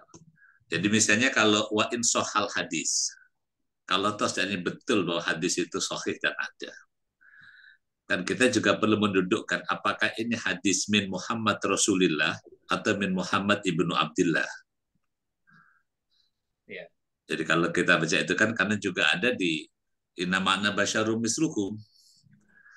Kalau kita tidak juga mendudukkan itu, nanti kemarin kita sempat mengalami kesulitan tentang menjelaskan la adwa wala tiarota. Ketika COVID kemarin itu, bagaimana kita menggunakan hadis la adwa wala tiarota. Jadi nggak ada penyakit menular gitu. Kalau Bu Hilda nanti itu Nabi salah dong kalau gitu mengatakan nggak ada penyakit menular. Faktanya COVID begitu dahsyatnya gitu. Nah jadi wa insohal hadis, maka wallahu alam kalau saya pertama melihat wa insoha bahwa perlu kita telusuri itu min Muhammad Rasulillah atau min Muhammad ibnu Abdillah. Ya. Oke kan, jadi kalau dalam kata sebagai Muhammad bin Abdillah, ya bisa saja dia tidak ilzam, dia tidak menjadi keharusan. Ya, itu yang misalnya karena kemarin karena urusan apalagi ini urusan yang bukan ibadah mahdoh. Nah ini masuk kedua. Jadi pertama tentang soal hadis. Yang kedua, kalau kita belajar dalam konstruksi syariah, konstruksi hukum, hadis ini kita mau tempatkan di bidang apa gitu. Jadi kalau bidang khilafah ini kan bidang ibadah bukan, itu kan masuknya bahkan ya di bagian kecil dari muamalah basyariah. Nah kalau toh seandainya kita tempatkan dalam apa itu bab ibadah, seandainya bahwa dalam ibadah pun nanti akan ketemu dengan pertanyaan ini makulul makna atau gharu makulil makna. Jadi konteks misalnya dalam sampai juga termasuk kemarin ketika rame-rame tentang siasah ini kalau kita mau letakkan seandainya betul dia adalah min muqtadoyat ya misalnya dia misalnya min babi makulil makna atau bab yang tauqifi. Jadi kalau kita bawa ke berikutnya, kalau guru makulil makna atau tauqifi selesailah gitu. Dan itu ya rasanya sangat bertentangan dengan konsep lain tentang kesetaraan manusia. La fadla li arubin wala li ajamin illa li abyad wala abyad, itu kan ya berdangan dengan itu. Nah, itu yang jadi kalau kita ke sana. Nah, kemudian kalau kita bisa, kalau kemudian nanti kita bawa hadis itu memang dalam bab siasa, bab khilafah, dalam bab muamalah, ya iktibarnya bukan pada mansusnya kan. Akhirnya iktibarnya kembali kepada yang disampaikan oleh Dr. Abdurrahim tadi tentang masoleh. Jadi ukuran pada masoleh. Dan Ana lebih cenderung dalam ibadah saja kita menggunakan ukuran masoleh. Bahwa ibadah yang maktuban saja bisa berubah, bergeser ketika ada masoleh yang terganggu. Apalagi untuk sesuatu yang tidak maktub, yang tidak dibatasi ruang dan waktu, yang lebih pada antum a'lam bi umuri dunyakum. Ya itu wallahu alam, jadi ukurannya kalau toh ada nas-nas yang demikian, jadi tetap nanti yang berlaku adalah ukuran masoleh yang ada. Jadi kalau sekarang tadi yang Ustaz Budofar tanyain orang Batak, sekarang orang Batak jadi kasat, Ustaz. Jadi kasat kita hari ini Maruli Simanjuntak. Baru dilantik, Ustaz. Ya. Mantap. Jadi, nah, kalau sudah kalau sudah kita pakai ukuran masoleh, ya termasuk yang disampaikan Ustaz Budofar tadi tentang Nasrul Khilafah Abu Bakar menggantikan Rasulullah, rasanya betul bahwa memang ada isyarat-isyarat khusus ke sana. Tetapi kalau Anda melihat pertimbangan masoleh pada zaman itu juga menjadi sangat kuat. Waalaikumsalam. Jadi misalnya gitu kan, jadi antara usulan Ansor yang memang itu Waqi' Madinah sebagai rumahnya orang Ansor, dan kemudian Waqi' Jazirah Arab yang telah menjadi wilayah bukan hanya Madinah, itu kan pertimbangan masoleh. Dan ketika masoleh, maka ya tidak hanya berlaku pada satu kasus, maka pada setiap event, pada setiap pengambilan, pada setiap peristiwa, ya karena masoleh kan dia akan mengikuti ruang dan waktu ya tagajaru bitagajuril awqat bitagajuril zaman. Wallah alam, jadi itu. Jadi makanya kalau siasah ini menggunakan pokok dan menggunakan bahkan istihad lama tidak diperbarui dengan situasi baru, ya nanti kita akan menjadi akhirul zaman. Jadi nggak menjadi orang yang jadi masa lalu terus menerus, Ustaz. Kalau sedangkan untuk Islam yang sholihul zaman wa makan itu yang mengharuskan untuk ya tajaddud ru'yah bitajadudil awqat, jadi duruf. Ya, kalau ini sih lebih cenderung itu, Ustaz. Jadi mau pakai seandainya tuh ada dalil, ada dalilnya sahih, maka pertimbangan masoleh itu tetap lebih diutamakan, apalagi ini urusan yang bersifat duniawi. Yang sudah mahdoh sholat puasa saja, ketika ada masoleh terganggu saja itu bisa berubah kok gitu oleh masoleh. Wallahu alam. Itu madhab taisir, kalau bukan madhab yang mansus. Jazakumullah khairan. Itu Ya. Bu Sita itu menambahkan. Ya, terima kasih Syekh Muhib atas pandangan yang spektakuler ini. Ya. Spektakuler. Spektakuler, luar biasa, mantap. Nah, itu kan. Motifnya begitu kan. Kangen sama suara Ustaz Muhib ini. Ya. Suaranya khas. Khas itu kan. Baik, Bapak dan Ibu sekalian, gimana Dr. Zen? Ada Bu Sita tuh, Mas. Bu Sita dulu ya. Biasa ini semuanya ini memberikan pandangan ya, memberikan pandangan, tidak ada pertanyaan. Memang ini diskusi pemikiran. Diharapkan memang ada ada dinamika gitu ya. Tidak monolog, tapi dua arah, bahkan tiga arah, bahkan empat arah gitu. Baik, saya persilahkan kepada ya, tumben banget Mas Rahman nggak ngasih sempat, biasanya Bu Sita gitu, ini lagi belum prioritas yang video, Bu. Tapi Ibu lagi masalah memang tadi di Zoom laptopnya bermasalah, jadinya nggak terlalu bisa, nggak ada sering muncul. Tanya juga berhenti di 18 saja. Ternyata pas saya pindah ke handphone, Allah tadi pesertanya sampai 50, kemudian pembahasannya sangat-sangat ilmiah. Lalu di sebelah saya Pak Ferry sampai komen, ini kuliah syariah kayaknya katanya ya, saking mungkin berat. Ya, jazakallah khair Ustadz Zainuddin, kemudian yang lain-lain. Alhamdulillah Ustadz Muzaffar tadi memberikan tambahan. Jadi kalau menurut saya, justru saya mendapatkan pencerahannya dari paparan Ustadz Zainuddin Tambua, juga tambahan dari Ustadz Muzaffar, ya. Fleksibilitas gitu. Ya, artinya ada fleksibilitas, ada keterbukaan gitu dalam memahami konsep kepemimpinan. Karena kalau kita melihat misalnya dari, termasuk juga tentunya teori-teori dari Barat yang sebenarnya kita nggak bisa sepenuhnya mengatakan Barat karena memang pasti ada persentuhan keilmuan pada saat perang salib, buku dari Islam diterjemahkan ke bahasa Inggris, bahasa Jerman, jadinya seperti close gitu.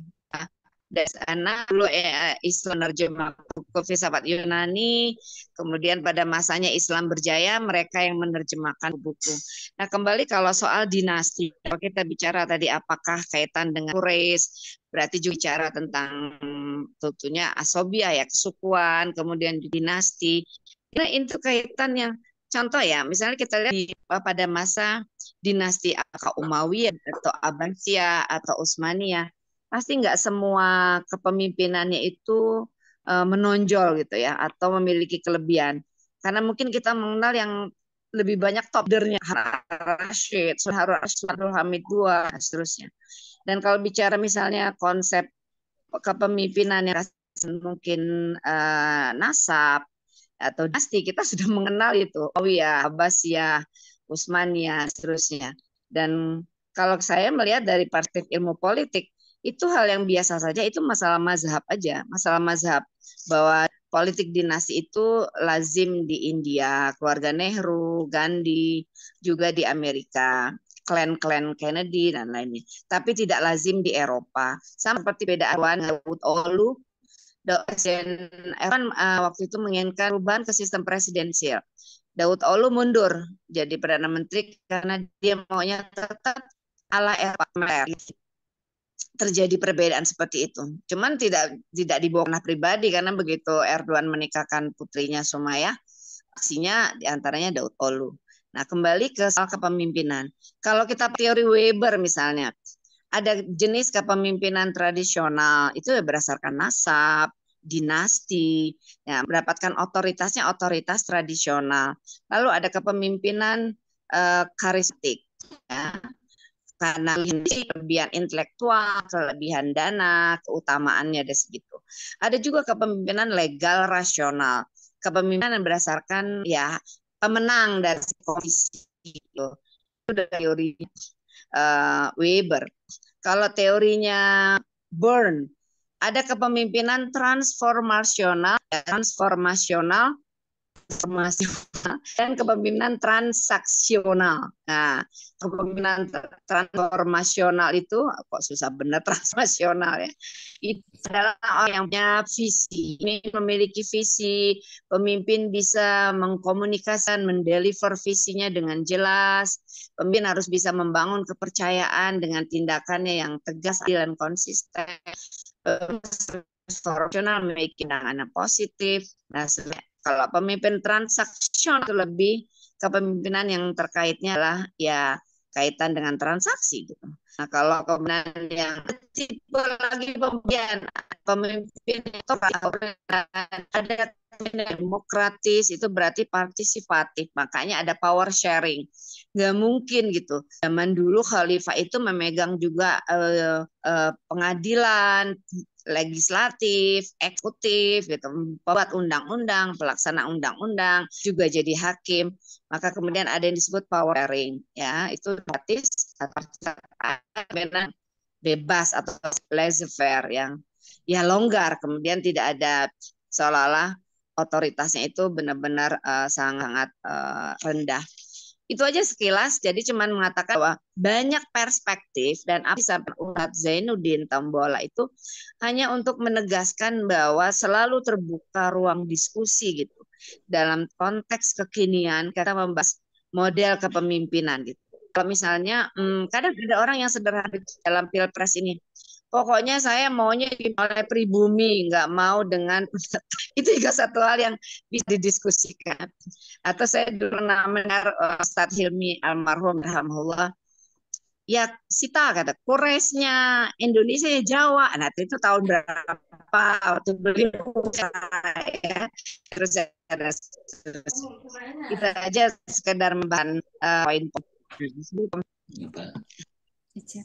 Ya, terima kasih Bu Sita. Ya. Selanjutnya saya persilahkan kepada Ustadz Zainuddin Tambuwala untuk memberikan tanggapan. Mencari sarapan. Silakan Ustadz. Baik para dakatirah, syukran, syakarallahu lakum. Ini luar biasa ini. Kekayaan atau pengayaan dan Al-Isra pada pagi hari luar biasa.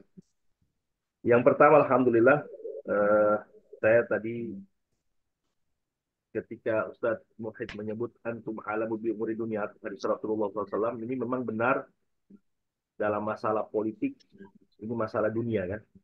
Maka kembali kepada masalah istihad, dan masalah istihad adalah masalah maslahat. Dan dalam masalah ya sangat terbuka ruang. Kemudian yang kedua, ada mungkin kalau kita lanjut membaca buku yang dikarang oleh Pak Yahya Azan ini, saya tadinya mengira beliau ini adalah aktivis gerakan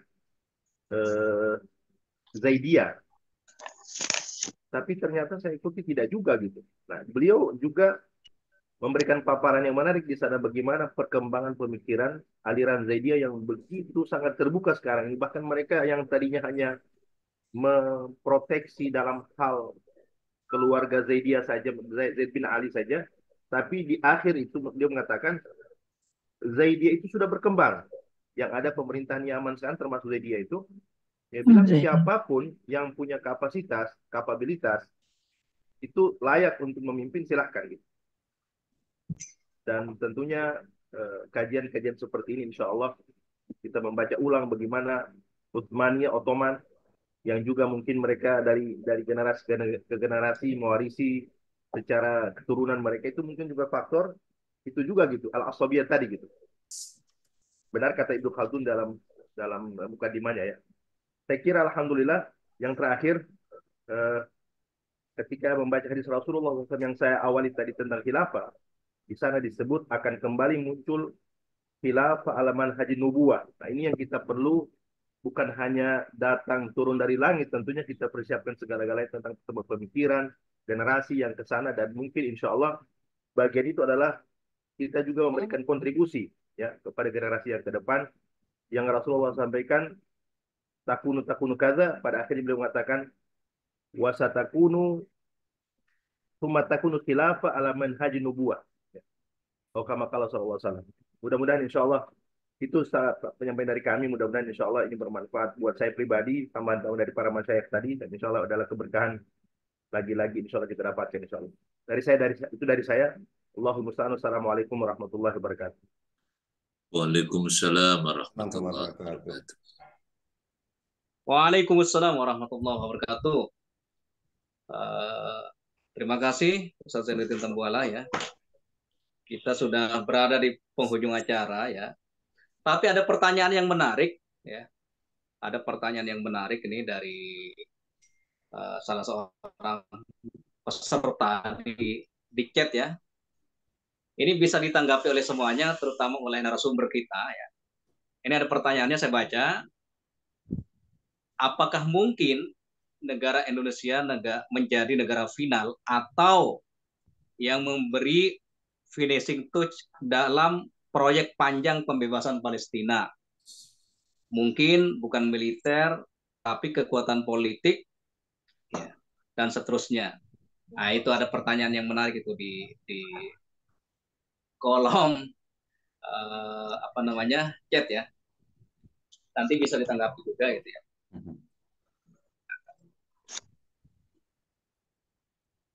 Ya yang jelas kita optimis ya.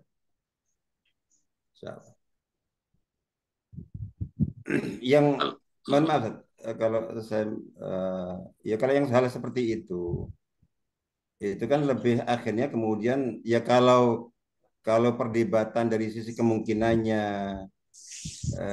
apa peluang-peluangnya itu kan bisa panjang ya pembahasannya, tapi seperti itu bahwa ya bagi kita yang meyakini dan memang Indonesia bahkan menetapkan dalam apa itu konstitusinya, jadi gitu secara tegas dan jelas seperti itu, ya intinya yang paling penting saya kira yang seperti ini itu adalah bagaimana kita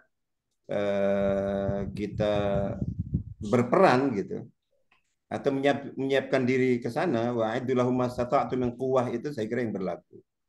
Jadi gitu. Termasuk diantaranya yang tadi disinggung terakhir oleh Ustaz Zain ya, Zainuddin tentang ya, hadis periodisasi kepemimpinan itu. Itu kan juga masih dalam perdebatan yang sangat panjang. Jadi khususnya terkait dengan sematakun khilafah ala manhajun nubuwah semasakat itu, artinya bahwa akan ada.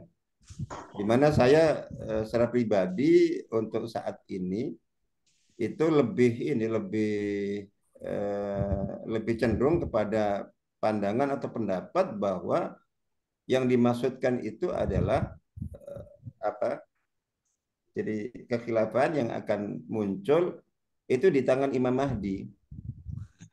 Dan ketika kita bicara tentang Imam Mahdi, ya bicara tentang kiamat, karena Imam Mahdi itu sudah bareng dengan secara umum bareng dengan turunnya Nabi Isa alaihissalam. Secara umum hampir berbarengan dengan munculnya Dajjal, Ya'juj Ma'juj, besoknya udah kiamat. Jadi gitu. Nah, sehingga saya lebih setuju untuk yang jelas kita semuanya sepakat bahwa kepemimpinan atau posisi pemimpin di level manapun itu memiliki dampak dan pengaruh yang sangat dahsyat kan bagi perubahan kehidupan masyarakat dan juga bagi kehidupan. Yang jelas bahwa yaitu jadi umat Islam itu bagaimana tetap memberikan atensi, perhatian dan kesiapan, harus ada yang mengambil posisi pemimpin itu. Ya kalau bisa yang tertinggi, kalau tidak bisa yang di bawahnya, yang jelas bahwa itu tampil karena memang kepemimpinan memiliki pengaruh yang sangat besar sekali. Kontennya di situ. Dan khususnya untuk kalangan pergerakan itu saya ajak untuk bertobat, untuk kekeh dan ngotot menjadikan atau mencanangkan. Jadi jadi tidak lagi mencanangkan target dan tujuan untuk mengislamkan negara atau menegarakan Islam itu secara ini. Bahwa ingin Islam memimpin, siapa yang tidak ingin? Seperti ya tentu orang pemeluk agama lain, orang Kristen ingin kalau pemimpinnya itu dari mereka. Jadi begitu kayak Katolik, kalau itu ini Hindu, Buddha semuanya seperti. Tapi ketika itu dicanangkan dan kemudian itu menjadi itu terbukti selama ini bahwa itu lebih banyak madaratnya daripada manfaatnya. Jadi fokus saja di mana ada peluang bagi siapapun yang umat Islam untuk berada di dalam kepemimpinan, dalam kekuasaan, itu tangkap karena memang itu dahsyat pengaruhnya. Fokusnya di situ. Saya kira konteks. Jadi karena kalau kita ayo kita apakah khilafah itu nanti dari Indonesia, itu kan ada yang semangat seperti itu. Sudah kita serahkan kepada Allah Ta'ala. Jadi saya sangat yakin ya, khususnya dari pengalaman gerakan-gerakan yang selama ini mencanangkan target dan tujuan itu fakta sejarah membuktikan madaratnya jauh lebih besar daripada manfaatnya. Pencanangannya ya. Jadi pencanangannya. Itu seperti itu. Dan kayaknya itu di luar jangkauan kemampuan real manusia. Normal. Jadi saya sampai sekarang punya pendapat bahwa ya kembalinya sistem itu di tangan Imam Mahdi itu ini bukan melalui proses yang alami kalau kita melihatnya dalam konteksnya. Jadi fokus saja bagaimana umat Islam menyiapkan generasi Muslim yang baik dan yang memang punya potensi kepemimpinan, disiapkan setiap ada peluang tangkap. Jadi ketua RT tangkap, ketua RW tangkap, ketua lurah tangkap. Itu karena memang dahsyat pengaruhnya. Fokus di situ saja. Insya Allah itu, dan semua kelompok Islam fasabiqul khairan di sana. Saya kira tadi sudah closing statement, mohon maaf jadi nambah. Ya, silakan. Alhamdulillah. Itu Pak Khairul Hadi. Ya, terima kasih Ustaz Muzaffar ya, atas tambahannya ya. Sebelum ada closing statement dari Ustaz Zainuddin, saya persilakan Ustaz Khairul Hadi untuk berbicara. Bismillahirrahmanirrahim. Assalamualaikum warahmatullahi wabarakatuh. Waalaikumsalam warahmatullahi wabarakatuh. Alhamdulillah, masyayikh, ikhwan akhwat, jazakumullah khaira. Wa'iddu lahum mastata'tum min quwwah wa min ribatil khair turhibuna bihi aduwallah wa aduwakum. Ikhwan yang oleh Allah, surat Al-Anfal itu adalah surat yang menggaris bawahi atau menggariskan tentang faktor-faktor kemenangan. Bahwa semua daripada kemenangan itu ada dua faktor. Pertama adalah faktor innaman nasru min indillah. Yang kedua bahwa faktor utama juga wa'iddu lahum mastata'tum min quwwah. Bahwa umat Islam berjaya itu di satu sisi adalah takdir min Allah, tetapi di sisi yang lainnya adalah wa'iddu lahum mastata'tum min quwwah. Untuk itu tugas kita bagaimana i'dad min kulli quwwah, daripada quwwah yang kita miliki, quwwatul iman, quwwatul ilm, quwwatul aslihah dan seterusnya, quwwah sia-sia dan seterusnya. Maka ikhwan Allah, tadi sudah disampaikan oleh Syekh Muzaffar bahwa banyak kontroversi di sekitar tentang kejayaan umat Islam di akhir zaman. Menurut ana, apa yang dikatakan beliau, agar kita sekarang bagaimana di garda depan untuk memanfaatkan potensi-potensi umat. Ya. Maka ya alhamdulillah, ana itu di Jember bil khusus berusaha untuk masuk ke seluruh komponen, seluruh kekuatan umat Islam, mari menggalang kekuatan bersama, menyatukan hati, menyatukan pikiran. Dan ini adalah ajang yang paling bagus sekali, isu Palestina itu untuk bersama mereka menggalang kekuatan, menjadi satu isu yang bersama-sama kita akan insya Allah bersama umat Islam.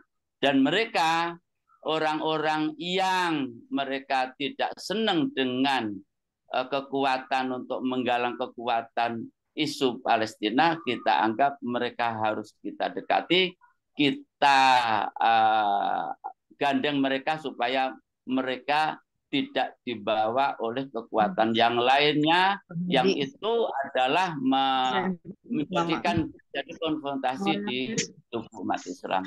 Intinya begitu.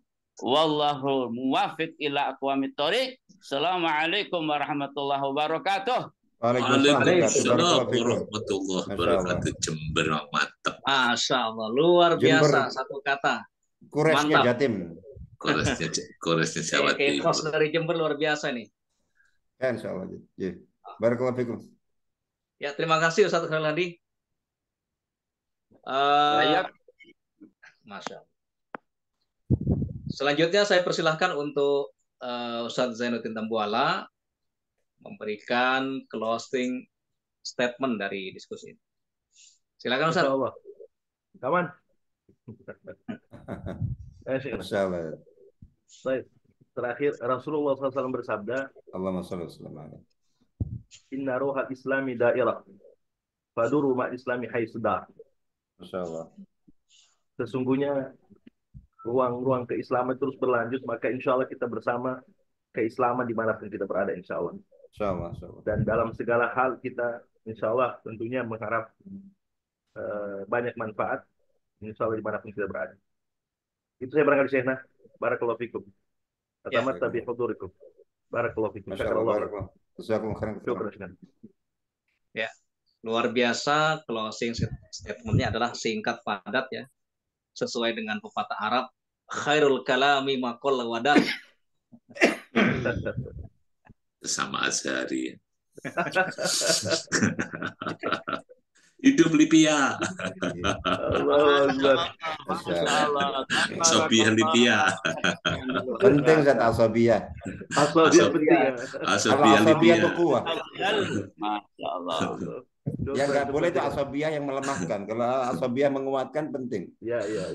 Nah. Syukran Syekhna. Baik, betul. Bapak dan Ibu Kita sekalian, hidupkan insya Allah. kita sudah berada di penghujung acara. Kayaknya Syekh Muhid mau closing Udah tadi, statement. Enggak. Anak pengen pamer wajah aja. Anak pengen wajah masih muda gitu loh. Sadar dulu. Alhamdulillah. Masya Allah. Masya Allah. Syukran. Barakallahu fi amalikum. Jelas Baik. rambutnya seperti antum mana? Alhamdulillah. Alhamdulillah. Alhamdulillah lekat. Baik, Bapak dan Ibu sekalian, kita akhiri diskusi ini dengan bacaan alhamdulillah. Alhamdulillahirabbil alamin. Subhanaka Allahumma bihamdika asyhadu an la ilaha illa anta astaghfiruka wa atubu ilaik. Assalamualaikum warahmatullahi wabarakatuh. Waalaikumsalam warahmatullahi wabarakatuh. Saya barakallahu fikum. Wabarakatuh.